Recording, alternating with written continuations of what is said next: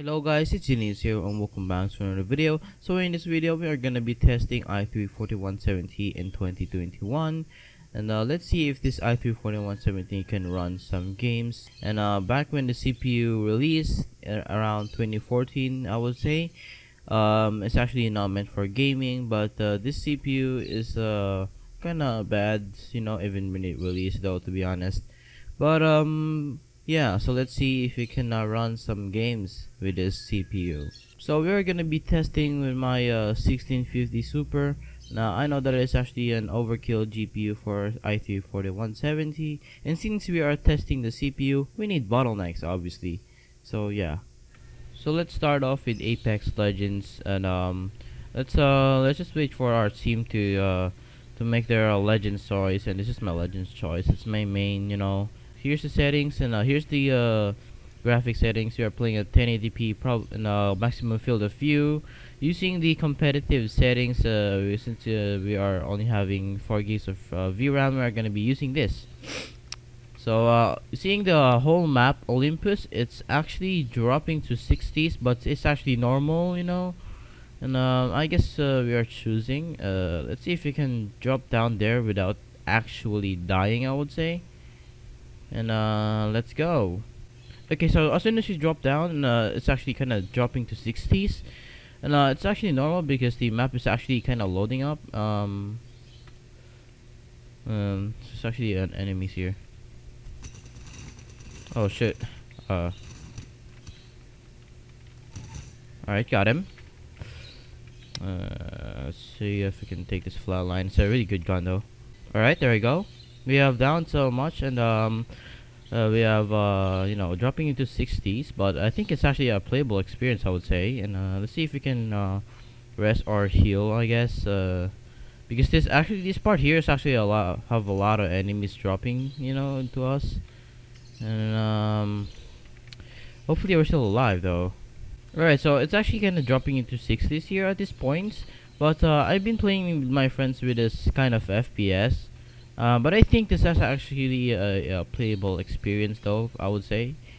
Okay, so this is actually, we're not in the demanding area right now. We're getting to 80s, and our CPU temp is getting to 80 degrees. It's because we are using a stock cooler, and it's fine because most people kind of uses this stock cooler, and looks like nobody's been here at this area here. And let's take the R9 though. It's one of my favorite guns, and I think this I need this actually scope, this is one of my favorite ones, scope, with the longbow, I don't want sniper. Alright, so let's find some enemies here. If I died, I quit, and so my team will no longer have to get my they're gonna get my banner, so they're just gonna mostly die if they're trying to get my banner.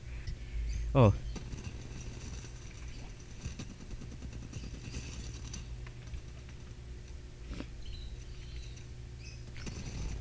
Alright, looks like a knockdown. I'm gonna finish this thing instead of wasting the time trying to kill this guy with gun.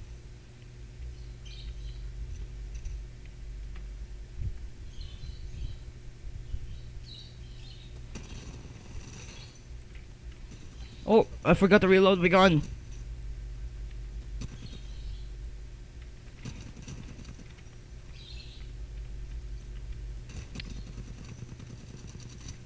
No. Oh, so I guess they're actually in a different squad. So I guess I'm pretty much dead. I just have to die. So yeah. All right. So moving into Assetto Corsa Competizione, we are gonna be playing at 1080p using the epic settings, or like the highest settings in Assetto Corsa available or something. All right. So why is my car not starting? Oh, okay. It's starting right now. Never mind. Alright, so our FPS actually have dropped to 60, but since this is actually a racing game, I would say it's an okay-ish experience. Well, so you may be wondering in the comments why I actually did not test the quick race. It's because it's actually having some issues. I don't know why, but it's doing some like frame skipping, stuff like that. So I guess my CPU is not really good for this game, I would say. Yeah, honestly, I have no idea, but even at quick race, we are playing at the lowest settings preset. It's still having some issues. So I would say i3 4170 is a horrible CPU to run in this game, you know. And the graphics are really good in this game though, to be honest. And not gonna lie, the car handling is actually kind of shit too. Our FPS is actually dropping to 30s. But it's actually playable because it's actually a racing game. But I guess we're gonna go to the next game though. Okay, so at CSGO we are actually playing at the 1080p using the low settings as known as the you know, competitive settings. See, I need to buy some guns. I don't want to use this gun. Alright, so I supposed not to buy this gun, but it's an okay gun. So CS:GO doesn't support the MSA Afterburner overlay. But at least we got some FPS.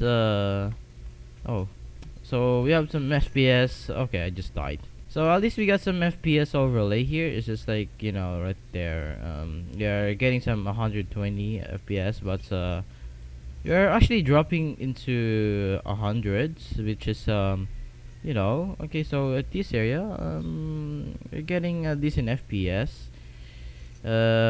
Sometimes drop to 80. So yeah. Okay, so let's see if we can play properly this rounds. I'm so horrible at this game though. So we have our boy Rusher here.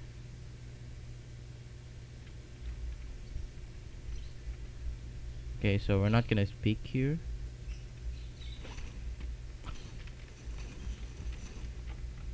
Oh! Okay, so I just killed like about 3 people. Okay, so I killed about 4 people today. Okay. Okay, so I just died. So oh my god, this guy is 1 HP. So our if you notice the FPS, I guess it's actually an okay experience. Yeah. Okay, so at Enlisted we are gonna be playing at the highest settings available for this game. This is actually the highest setting. So we're actually dropping our FPS by a lot. But since this is actually not a fast-paced game like Call of Duty, I would say it's an okay experience. And see if I can get a kill here, a single kill, please. So the graphics of Enlisted is really nice. You know, we are actually bottlenecking our GPU here, as you guys can see. We have our enemy tank right there. Hopefully it will not kill me or something. Don't have enemies here. Let's see if we can go to A. Oh, so I guess someone is here. I got him. Oh, I died. So it's actually dropping our FPS to like 40s, 30s, but it can also go to 60 FPS depending on the area if you're not in the town, you know. But it's an okay experience though. As you guys can see, I just got a kill there. It's actually, it feels very cool, very good. You can notice the 40 FPS here, but it's an okay experience though, not gonna lie. Okay, so Far Cry 4, we are actually playing at the highest settings available for this. Obviously 1080p, and triple buffering is disabled. VSync mode is actually normal. I'm pretty sure it's actually turned off, but we are actually using the ultra settings, which is known as the highest settings available for this game. And this game is almost 7 years old, and it's very amazing. And this is the game map, and I haven't unlocked it, and I've been playing this game. You know, it's you know, it's a really great game. I highly recommend to play this game. To get this thing though, it's really cool though. Nice view. I got some nice SVD sniper here. So we are actually averaging around 40 FPS or 45 FPS, or no, actually this is actually the most demanding area, so that's why your FPS kind of drops here by a lot. But it's an okay experience because it's just a single player or an online title. But when it comes to online, it's you know, you need about 60 FPS, but that is actually wrong because this is actually a slow-paced game, you know. And as soon as we get out of the town, our FPS goes to like a little bit higher, but it sometimes goes a little bit low because of the you know, it goes low because of the foliage. But overall, this game's still pretty nice even in 2020, though, to be honest. Okay, so we're playing Forza Horizon 4, using the extreme settings, obviously 1080p. Here's the extreme settings. Motion blur is actually turned off in MSAA because I don't like those effects, but the MSAA is pretty good, but it drops your FPS and makes the GPU go to 100%. So I guess I'm not gonna do that. So we're actually trying to connect Forza Horizon online though. See if we can connect though. I don't know. So I'm using my Datsun 240Z, as known as the Nissan Fairlady Z432. Now, so our FPSs are actually around 60 FPS, considering it's the minimum requirements. But the minimum requirements is actually the i3 4170 and the GT 740. And I think it's about 8 gigabytes of RAM or 12 gigabytes. I'm pretty sure it's 8 gigabytes to run in low settings though. And as you guys can see, my internet is actually kind of crappy today, or I think it's not my internet though. It's pretty much the server that I was connected. So I'm actually connected to Europe servers. But let's talk about the FPS though. So our FPS is actually going around 60. It's actually kind of smooth. And it sometimes drop depending on the area you're in. So Forza Horizon 4 has 4 seasons, which is pretty cool though. So we're actually at the summer season. Which I'm pretty sure is actually I don't know, probably not too much demanding, but I'm pretty sure the one less demanding is actually the winter season.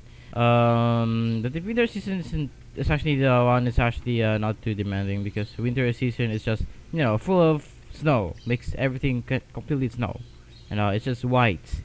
Unlike the other seasons, just like, you know, I don't know. But so our FPS is actually around pretty nice FPS though, to be honest. 60 FPS drops to sometimes drop to 60 FPS, but at least it's just an okay experience. And I crashed though. Amazing. So there are actually some texture loading, really horrible texture loading sometimes, you know. But it's not too noticeable if you turn on in motion blur. But yeah, so I guess let's move on to the next game. Okay, so we're now playing Mudrunner, not the Snow Runner. It's because Snow Runner is actually not running well, but it's actually playable in this CPU. So we're playing at the 1080p, obviously at the highest settings available. I just disabled the motion blur, sharpen effect, depth of field, and then the distortion effect. And let me just disable that, you know. And because I don't like one of those effects though, I'm gonna use the other car though. It's a lot better. So our FPS is actually capped to 60, and I actually have no idea how to uncap the FPS. And our car is so slow though. Oh my god. Yeah, it's actually an OKX experience. Your FPS is actually capped at 60 FPS, so no stutter though. There have some a little bit stutters, but it's actually so far so good. And it's actually one of the games I just tested without any stutters, or you know, it's actually you know, it's really good. Unlike the other games that I just tested, like the Assetto Corsa or like the Enlisted CS:GO. I mean, CS:GO is fine, but you know, it's actually not too stable, because in CS:GO you need like a higher refresh rate experience. But I guess you can lower the resolution though, to be honest. Well, most CS:GO players uses the low resolution, you know, even though it's actually very low, like, you know. But at least you can set the MSAA though. So if you guys have idea to uncap the FPS in Mudrunner, let me know, so I can make a video and benchmark an i3 4170 in this Mudrunner. So yeah, so I came to the conclusion that I don't recommend i3 4170 in 2021. So what a CPU I should recommend is actually the i3 1000, the 10th gen. It actually outsmarts the i7 4790, but not the K version, because that's the you know, higher clock speed.